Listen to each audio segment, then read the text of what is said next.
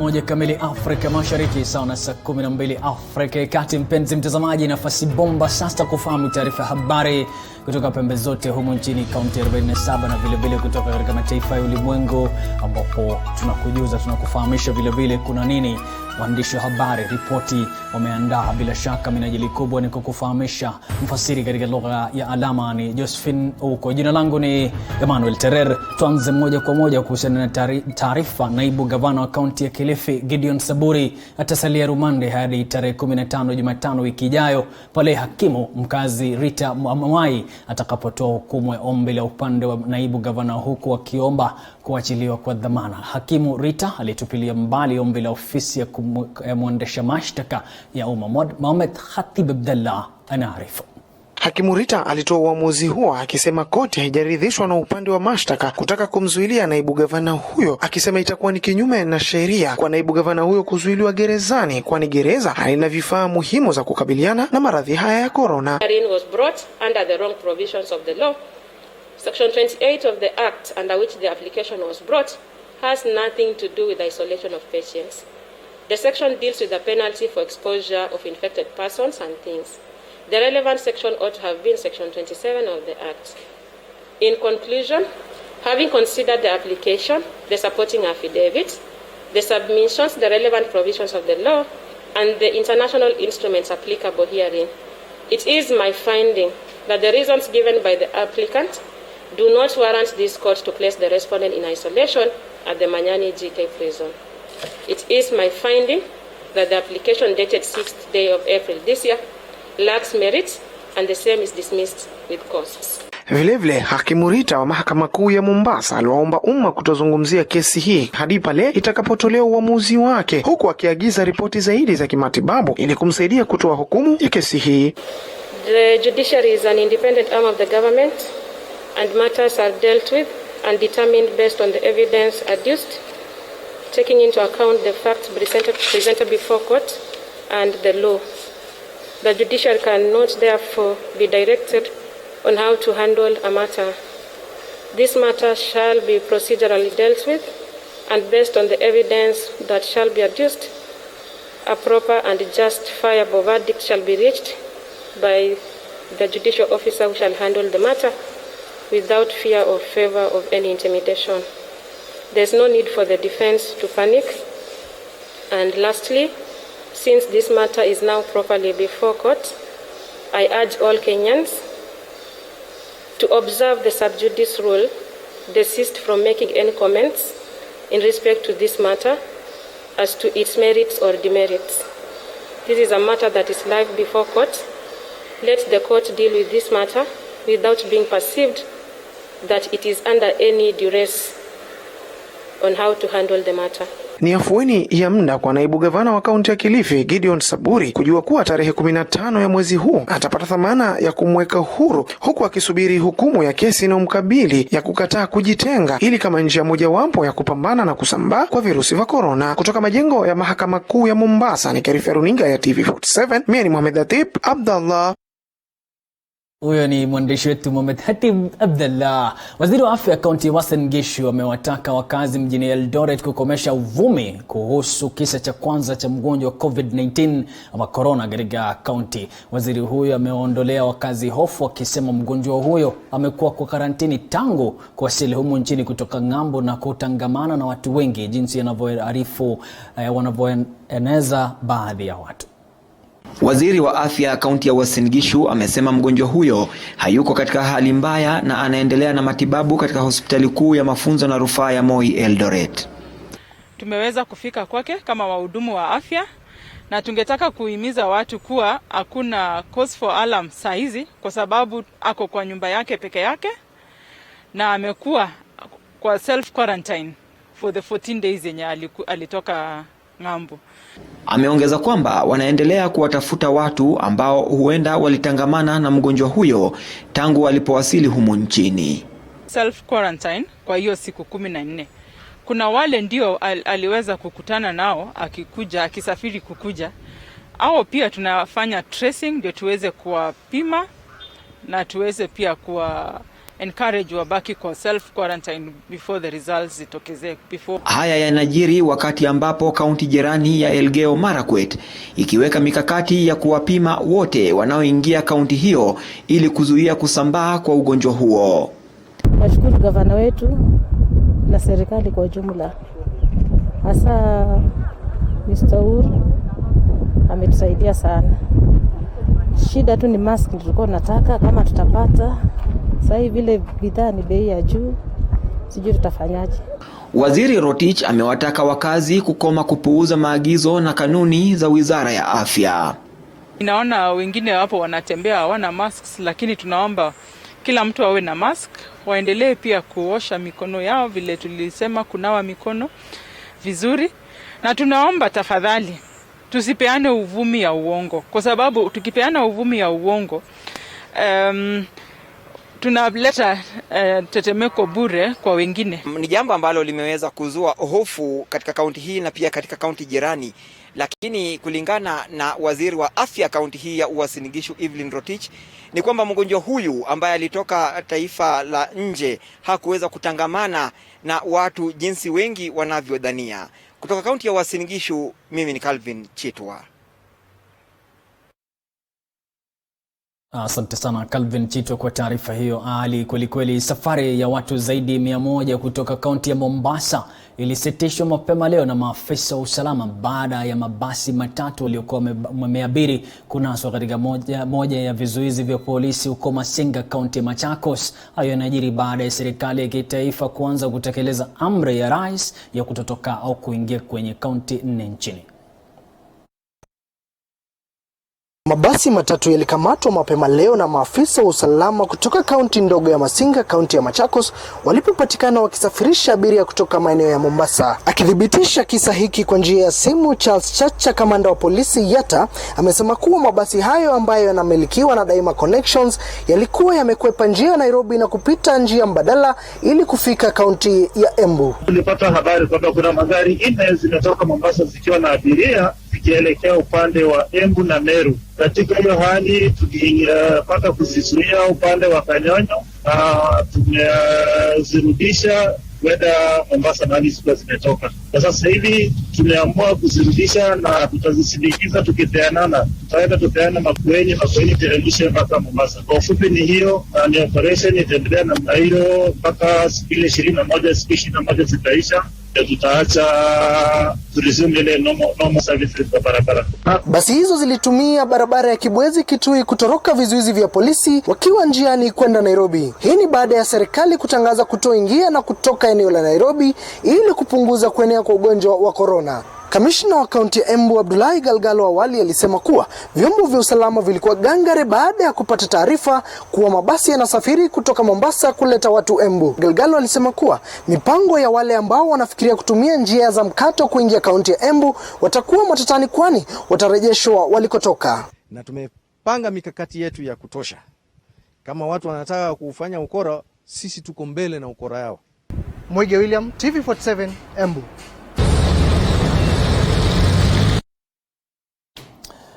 Mpenzi mtazamaji, kazi nyingi ambazo watu walikuwa wanafanya ili kujikimu na kujipatia riziki ya kila siku zikiathirika pakubwa na virusi vya corona, ni bayana sasa athari za ugonjwa huu umeanza kuonekana. Wenyeji wa mitaa ya Kiandutu na Waithithie leo walijitokeza kwa wingi katika kanisa la Katoliki la Saint Vincentian kuomba msaada wa vyakula. Weru Mwangi ana taarifa zaidi.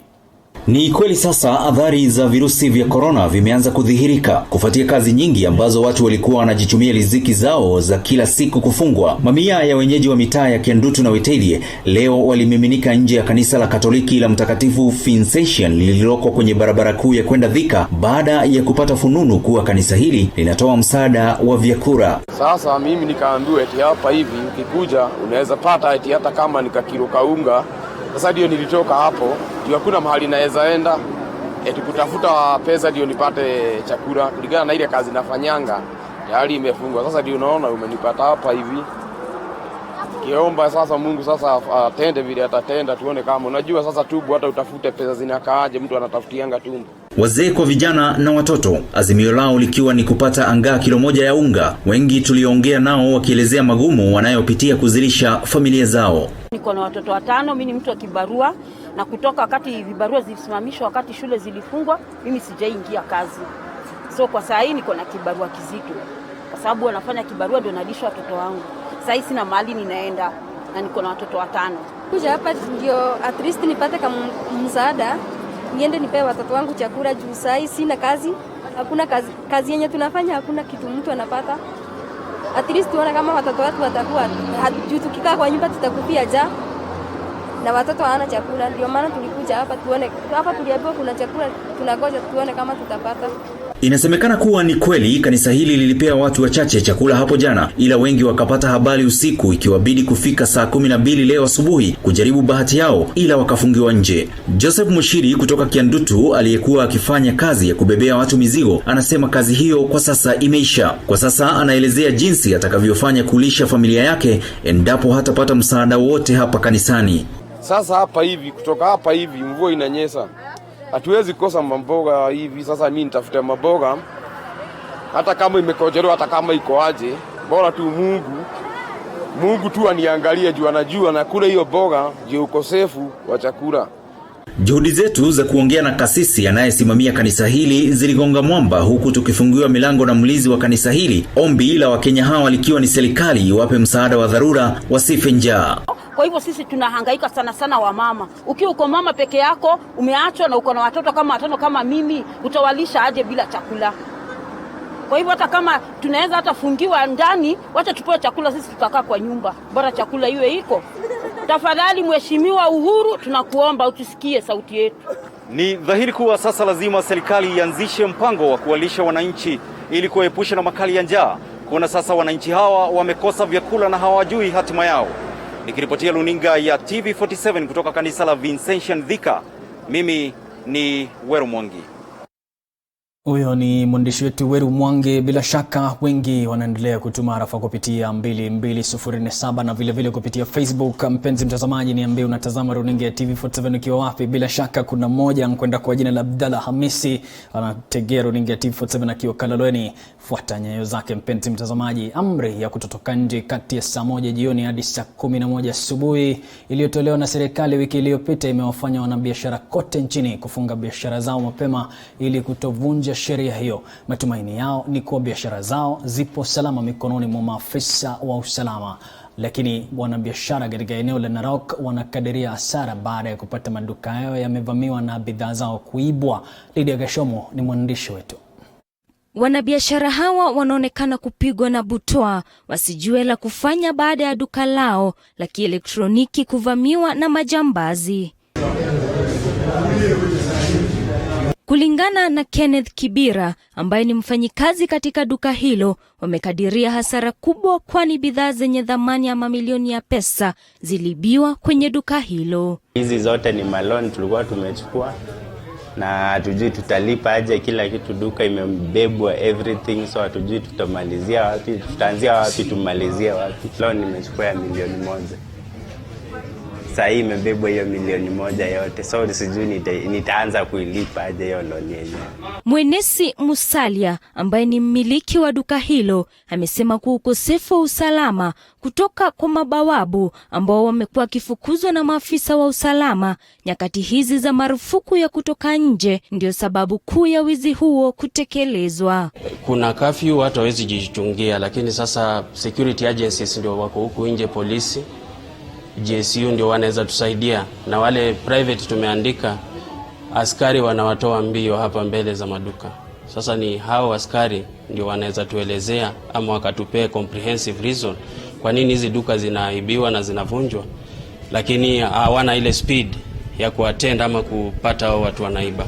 Musalia ameitaka serikali kuchukua hatua ili kulinda mali yao wakati huu. Serikali ningependa kuambia hivi, kuna curfew tumekubali.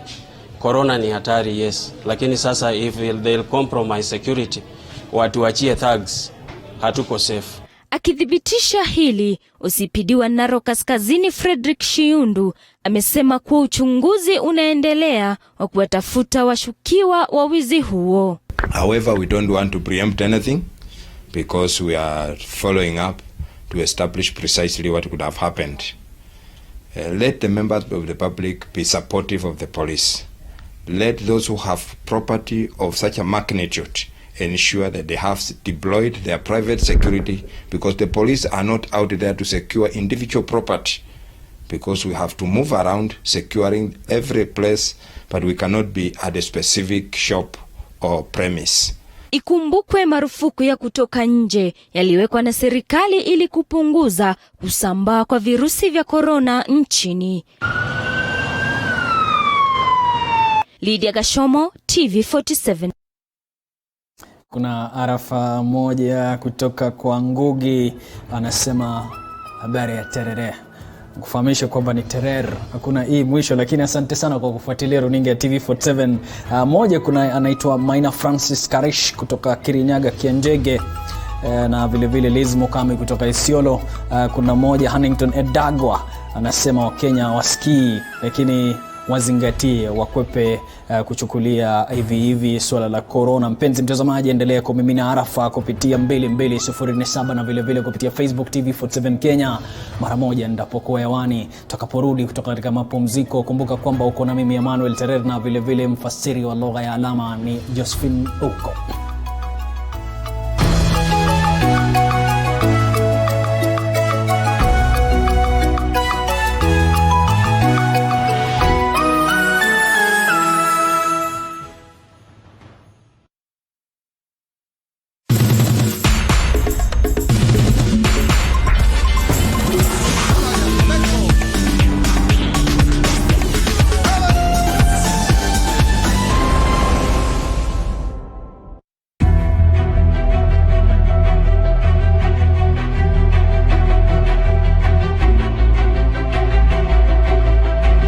Mwishoni mwa mwaka jana, homa ya virusi vya corona yani COVID-19 imeibuka kuwa tisho kubwa la kiafya. Maambukizi ya homa hii yameenea ulimwenguni kote, wala hakuna aliye salama.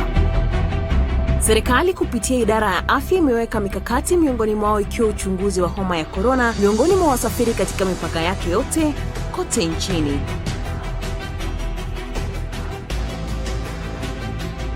I'm very happy about the screenings that are going on in Tanzania and Kenya.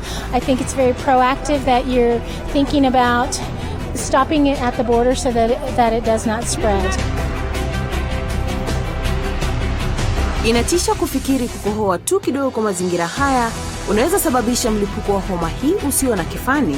Ili kuzuia haya, serikali imeweka mikakati tosha kuhakikisha usalama wa Kenya wote. The facility has all the equipments you need from handling a basic patient up to ICU setting. Hata hivyo, wewe pia unalo jukumu katika kusaidia kuzuia kuenea kwa maambukizi.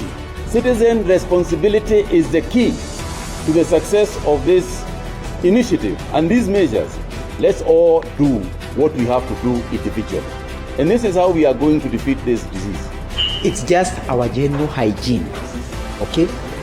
And that now means at workplaces, we should ensure that our work surfaces are clean. Always ensure that nimefanya proper sanitation ya mikono. Every time na board matatu, lazima ni sanitize mikono. Sisi kama taifa tumepata kukumbana na changamoto nyingi na kali maishani, na kila wakati tumeibuka washindi. Hii homa ya COVID-19 hata kama inatisha, si tofauti nazo. Komesha corona, zingatia maagizo kutoka Wizara ya Afya, nawa mikono jinsi inavyostahili.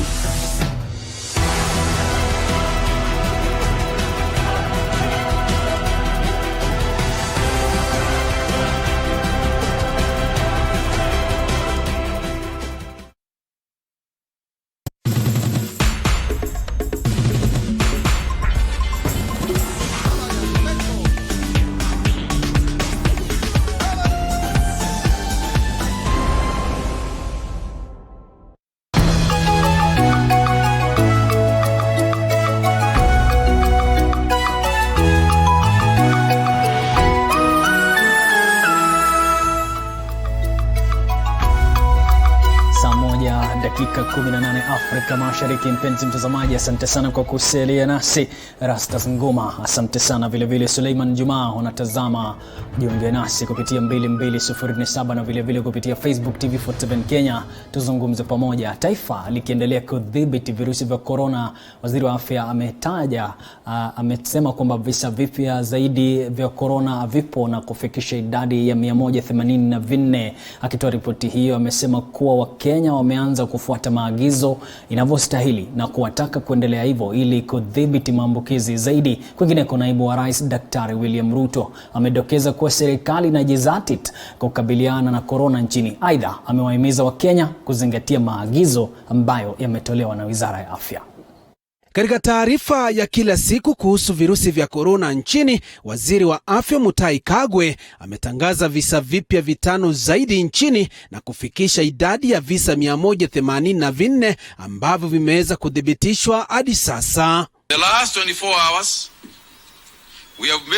we have tested a total of 308 samples, out of which 5 people have tested positive for the coronavirus disease. 3 are Kenyans, while 2 are foreign nationals. Kutokana na idadi hiyo, imedhihirika kuwa wanaume wameathirika pakubwa na maambukizi hayo wakiwa 177, huku jinsia ya kike ikirekodi visa 77. Waziri akitoa ripoti alisema kuwa licha ya Wakenya kuonekana kupuuza maagizo ya serikali awali, kwa wakati huu wameanza kuyafuatilia kikamilifu. We are glad to know that people are incrementally coming to the realization that this disease is here with us, and the scope of its devastation is real. This alone is a significant gain against a virus which has been thriving with no regard to class, color, race or religion. Waziri Kagwe amewaomba Wakenya wanaozuru masoko kuwa makini kwa kuzingatia maelekezi ya kunawa mikono na kuzingatia na kuepuka mtaguzano wa karibu. Watu wale wanaingia hiyo soko, ingefaa wewe useme ya kwamba ama ujue ya kwamba hao watu wanaingia wana virusi. Kila mtu ni lazima ajihadhari, kila mtu binafsi ajihadhari. Na pia kila mtu alinde yule mwingine. Kwingineko, naibu wa rais Daktari William Ruto ameeleza kuwa msimu huu wa Pasaka utakuwa tofauti, lakini kuna matumaini ya kukombolewa kutoka kwa mateso ulimwengu umepitia. This year's Easter is going to be drastically different in many significant ways, but it's a message that remains the same. After the trial, sorrow and gloom that comes with the crucifixion of Christ on Friday, there is assured hope that rises with the resurrection on Sunday. Akizungumza na wanahabari katika makao yake ya Karen jijini Nairobi, Daktari William Ruto amesema kuwa kamati ya utumishi wa umma itaongeza madaktari 1000 ili kuimarisha vita dhidi ya virusi vya corona. When I spoke to the chair of the public service this morning, an additional 1,000 staff, specifically doctors, will be advertised this week. Akitilia mkazo hotuba yake, naibu wa rais amedokeza kuwa serikali imeweka mikakati na mashirika ya kimataifa kuingilia kati ili kusambaza na kutengeza vifaa muhimu vya kudhibiti virusi vya corona. We are working with international partners including the World Bank and the private sector on the acquisition of additional ventilators, sanitizers and masks with the aim of enhancing our capabilities and preparedness. Kenya Bureau of Standards has provided standards for production of these items, and local manufacturers should produce what they can en masse without any further delay.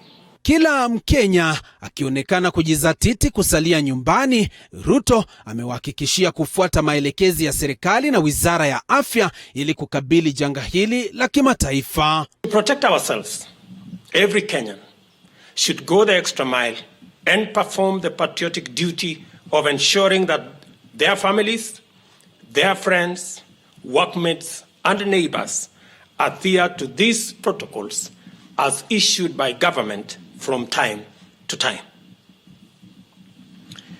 We must not negotiate our safety and survival. Let all of us be our brother's keeper. Nikiripotia TV47 Nairobi, jina langu ni Joash Onsare.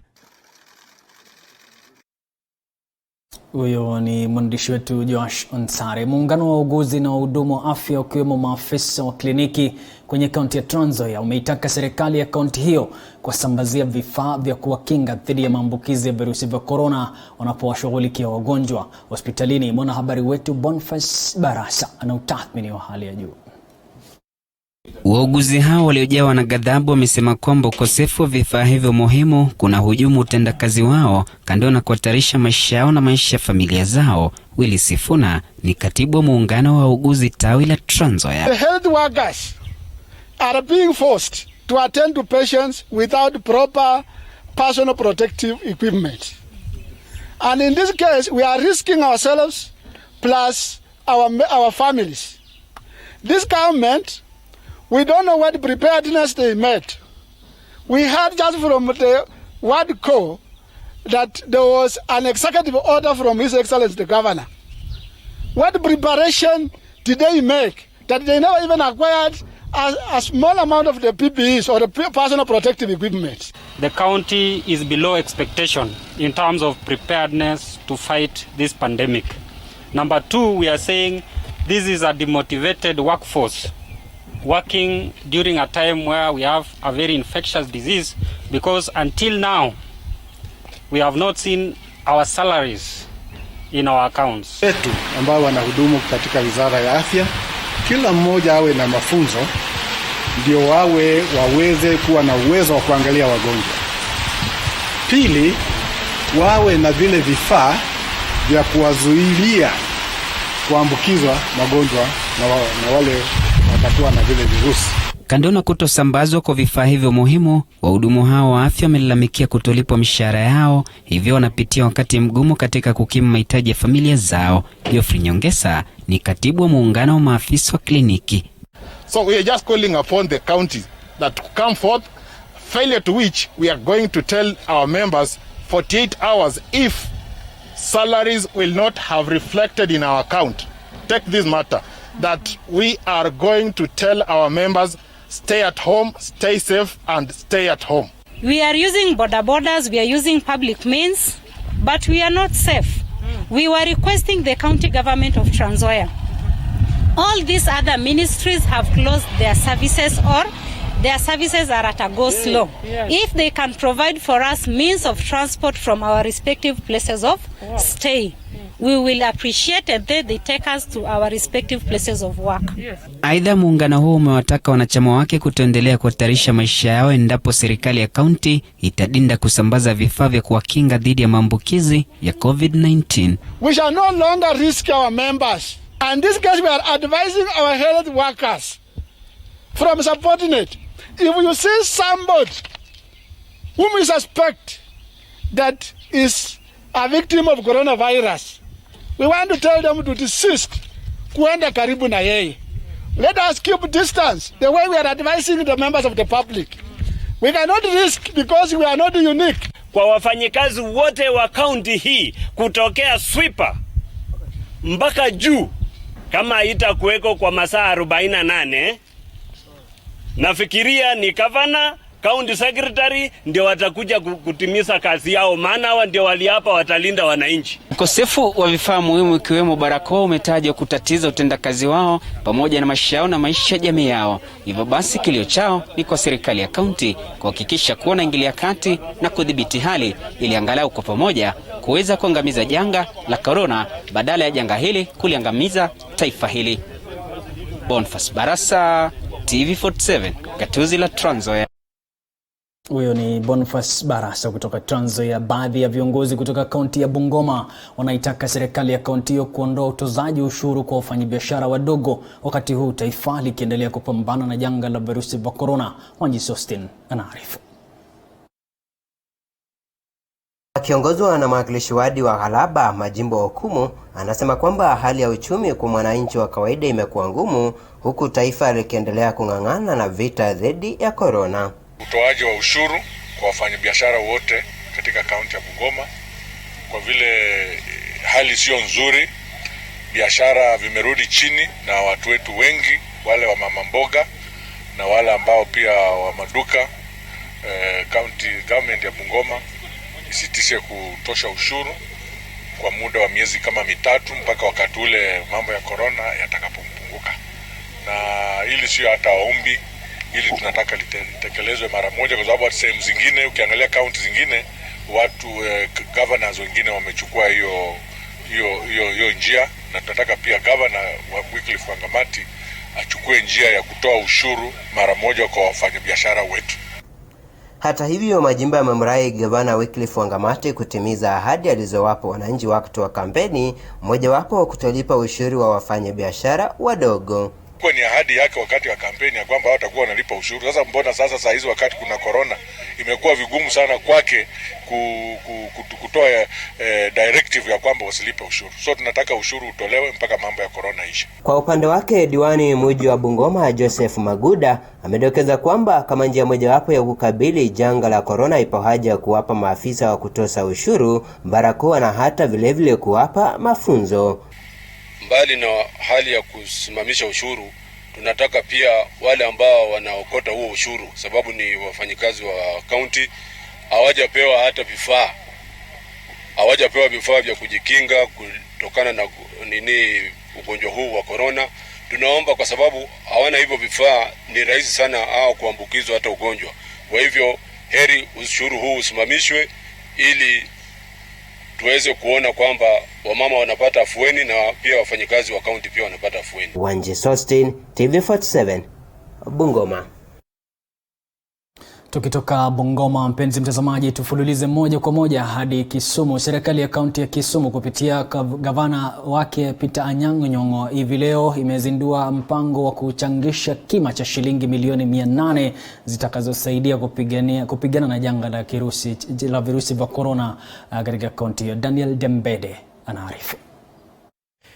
Serikali ya kaunti ya Kisumu inapania kuchangisha takriban milioni 800 zitakazotumika kwenye vita dhidi ya corona. Akizindua mpango huo, gavana Peter Anyang' Nyong'o amesema fedha hizo zitatumika kwa ununuzi wa chakula kitakachofaa jamii zisizojiweza. There is speculation all over. Oh, it may last up to August, oh, it may go up to December. We really don't know. So what we are targeting, or this regional sum we are raising, but we are targeting to reach about 800 million. Because in the event of a shutdown for a whole year, we understand the need will be higher. In appeal for resources, we are particularly appealing now to people to donate food items.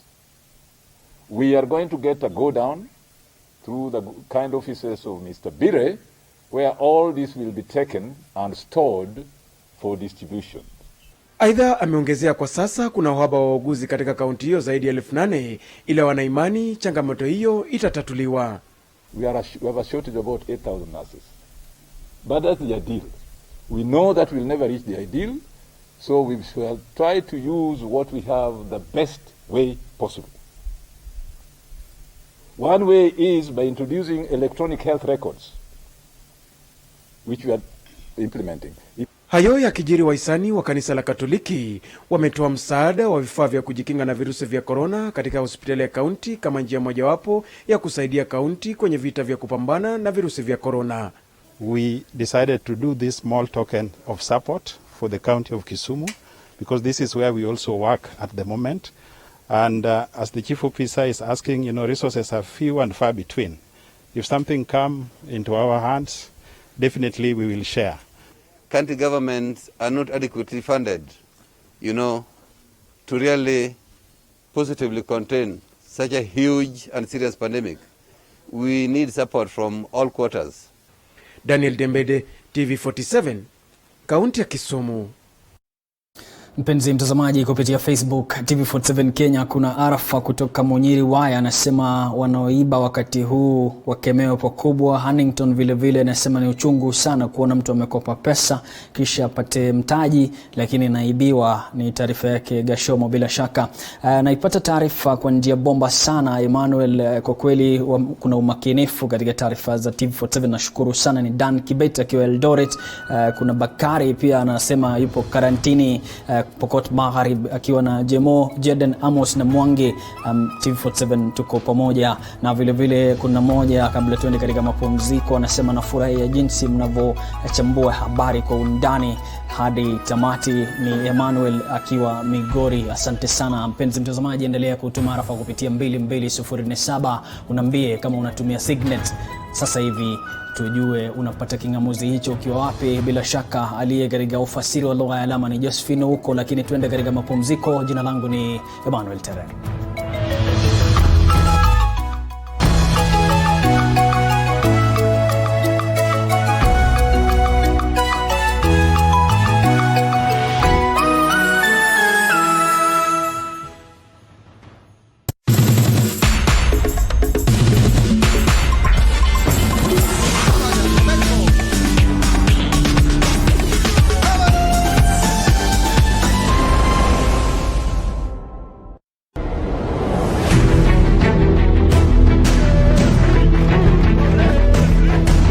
Linalowapa vijana nafasi ya kuchangia kwa mada inayowaathiri. Vijana tukishikana we can bring a revolution. Tunaweza geuza serikali sasa, lakini serikali yenyewe haiwezi kubali. Tunazungumza kuhusu ajira, afya, uongozi, ukuzaji wa talanta pamoja na masuala ibuka katika jamii. Ni mazungumzo bora inayofungua mlango wa suluhisho kwa masuala tata miongoni mwa vijana. Ungana nami Paul Kirobi kila siku ya Jumatano kuanzia saa 12 hadi saa 1 jioni katika kipindi cha Vijana Mashinani. Wakati wetu ni sasa.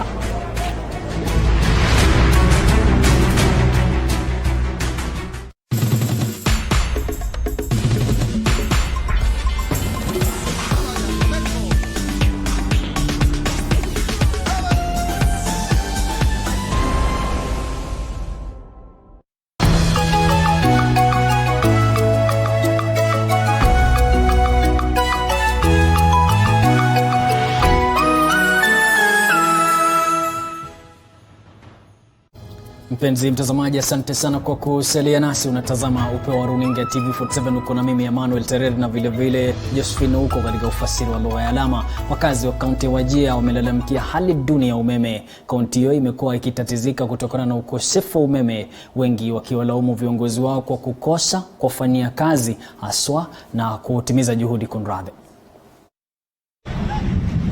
Kwa mwezi mmoja sasa, kaunti ya Wajir imekuwa kwenye giza kutokana na hitilafu ya umeme inayokwamisha shughuli zao, na wamesalia bila kujua wa kumlaumu.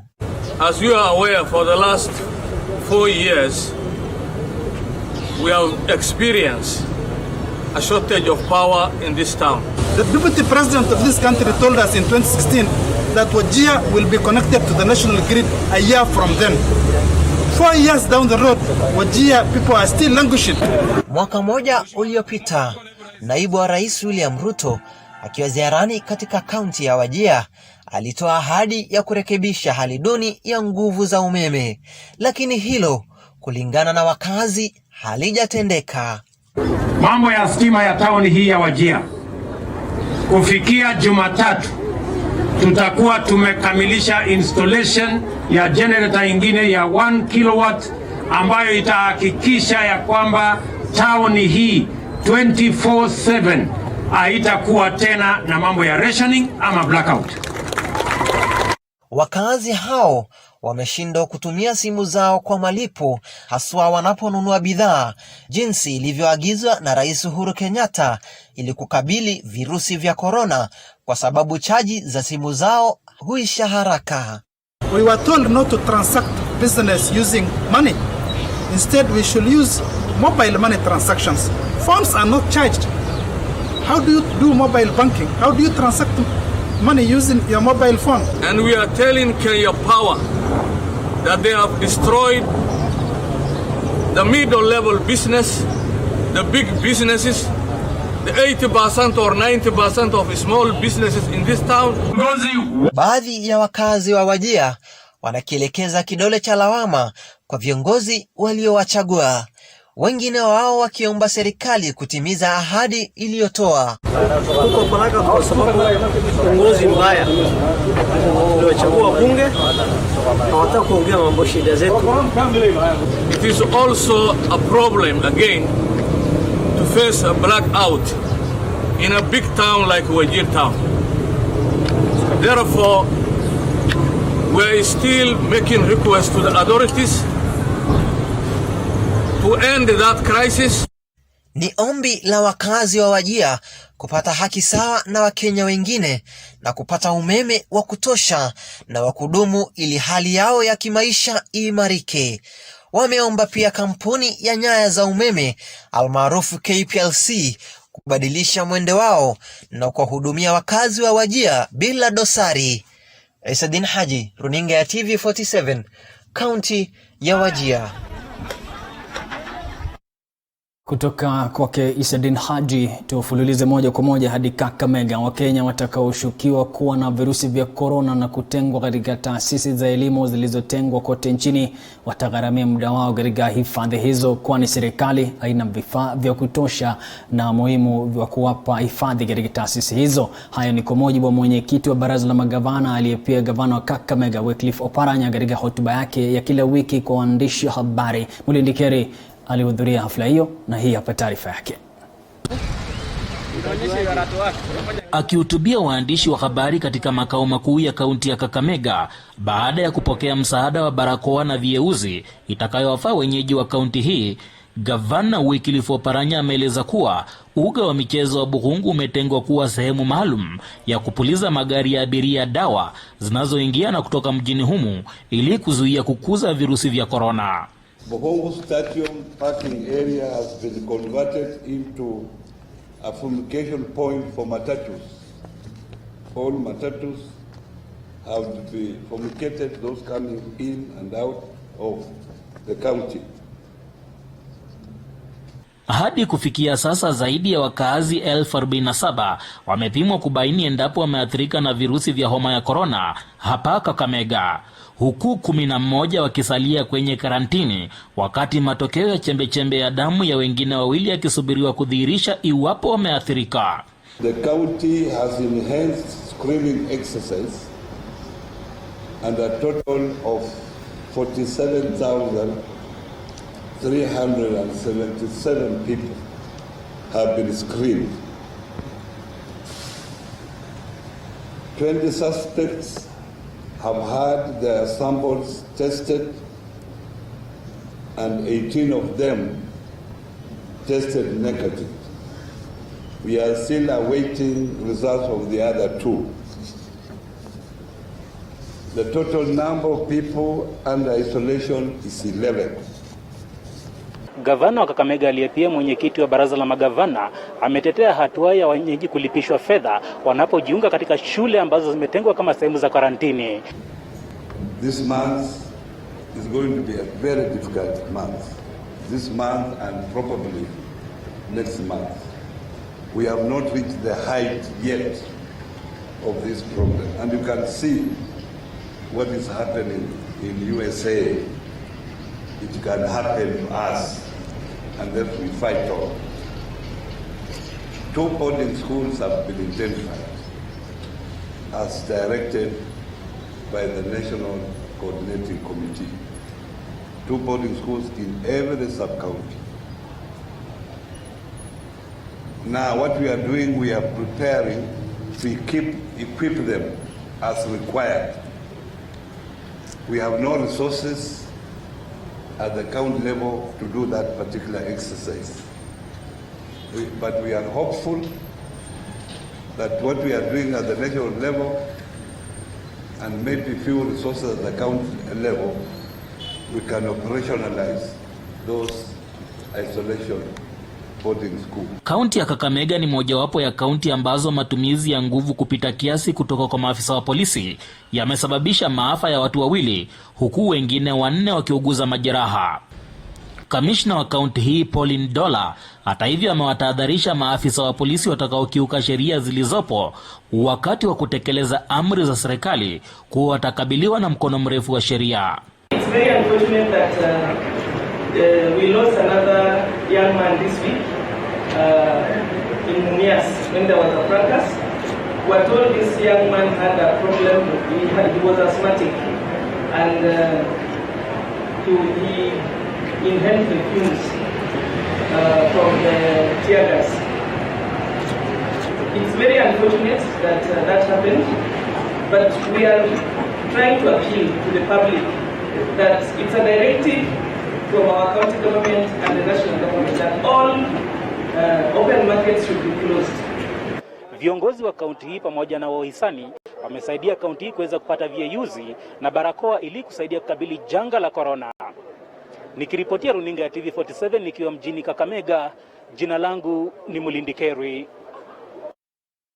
Mpenzi mtazamaji, tupande ndege na tutue katika anga za kimataifa. Mtazamaji, ufuatao ni mseto wa habari kuhusu kusambaa kwa virusi vya corona katika mataifa mbalimbali ulimwenguni. Kwenye mahojiano na runinga moja nchini Ufaransa, wanasayansi wawili walipendekeza chanjo ya virusi vya corona kufanywa kwenye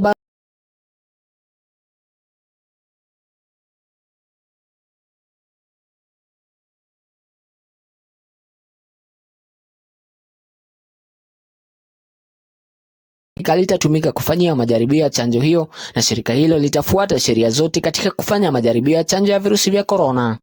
Africa cannot and will not be a testing ground for any vaccine. We will follow all the rules to test any vaccine or therapeutics all over the world using exactly the same rule. Kwenye taifa la Ufaransa, chini ya masaa 24 kumeripotiwa vifo vya watu 541, huku idadi ya waliofariki ikiwa zaidi ya 10,000 kwa ujumla katika taifa hilo. Idadi ya maambukizi pia imeongezeka na kufikia 1112. Ni hali ilivyokuwa kwenye mji wa Wuhan katika taifa la Uchina jana usiku, baada ya mji huo kufunguliwa rasmi na wananchi wake kuruhusiwa kuondoka mjini humo. Kwenye majumba marefu mjini humo, picha za madaktari waliosaidia katika kupambana na virusi vya corona vilionekana. Rais wa Marekani Donald Trump kwenye hotuba yake alisema kuwa taifa la Marekani ndilo linalotoa mchango mkubwa kwa shirika la afya duniani. Hata hivyo, alisema shirika hilo lilikosoa uamuzi wake wa kuzuia ndege za Uchina kuingia Marekani baada ya mlipuko wa virusi vya corona. Trump alilaumu shirika la afya duniani akisema halikutoa taarifa la janga la corona wakati uliofaa, akisema shirika hilo linaipa taifa la Uchina kipaumbele, kwa hivi sasa akitishia kukatiza uhusiano na shirika hilo. World Health Organization receives vast amounts of money from the United States, and we pay for a majority, a biggest portion of their money. And they actually criticized and disagreed with my travel ban at the time I did it, and they were wrong. They've been wrong about a lot of things, and they had a lot of information early, and they didn't want to. They seemed to be very China-centric. And we have to look into that, so we're going to look into it. We give a majority of the money that they get. Hata hivyo, Daktari Tedros ambaye ndiye mkurugenzi mkuu wa shirika la afya duniani ameonya vikali dhidi ya kuingiza siasa kwenye vita dhidi ya virusi vya corona, akisisitiza umuhimu wa umoja katika kukabiliana na janga hili. Please don't politicize this virus. It exploits the differences you have at the national level. If you want to be exploited, and if you want to have many more body bags, then you do it. If you don't want many more body bags, then you refrain from politicizing it. Taifa la Marekani jana liliripoti idadi kubwa ya vifo chini ya masaa 24. Kwa hivi sasa idadi ya vifo kwa jumla ni zaidi ya 14,000, huku idadi ya maambukizi ikiwa zaidi ya 400,000. Duniani idadi ya maambukizi kwa hivi sasa ni milioni 1.5, huku idadi ya vifo vilivyotokana na virusi vya corona ikiwa ni zaidi ya 88,000. Lexi Kimani, runinga ya TV47. Mpenzi mtazamaji, asante sana kwa kusalia nasi. Tuingie sasa katika spoti kwenye TBT nyingine ya soka. Kombe la dunia la mwaka wa 2010 ulisalia kwenye kumbukumbu za mashabiki wa soka barani Afrika baada ya Afrika kukosa nafasi ya kufuzu nusu finali ya mashindano hayo kwa mara ya kwanza. Bosco Mbunda ameangazia matukio yaliyoandama Ghana kwenye kipute hicho.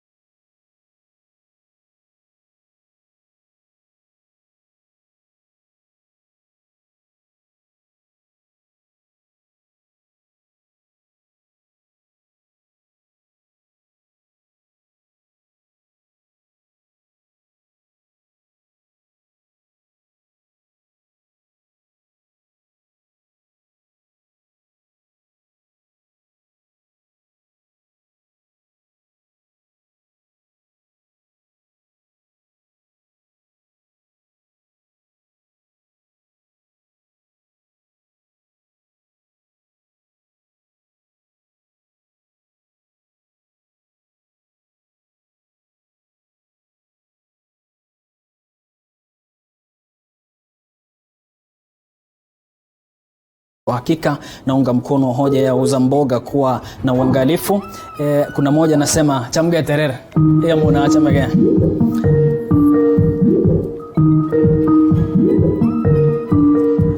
Na mpenzi mtazamaji, naomba radhi kwa hitilafu hiyo ya kimitambo, lakini kuondoa ada ya ushuru sio suluhu, wanasema hivyo T47 Dickson Alvayo kutoka Uasin Gishu. Mpenzi mtazamaji, nahitimisha taarifa ya habari kwa sasa, lakini nikufahamishe kitu kimoja kwamba sauti hii inaenda kuinama kama kobe, lakini kumbuka kwamba itakapoinuka sheria zitakuwa zimetungwa. Jina langu ni Emmanuel Terer, salia na Mwenyezi Mungu.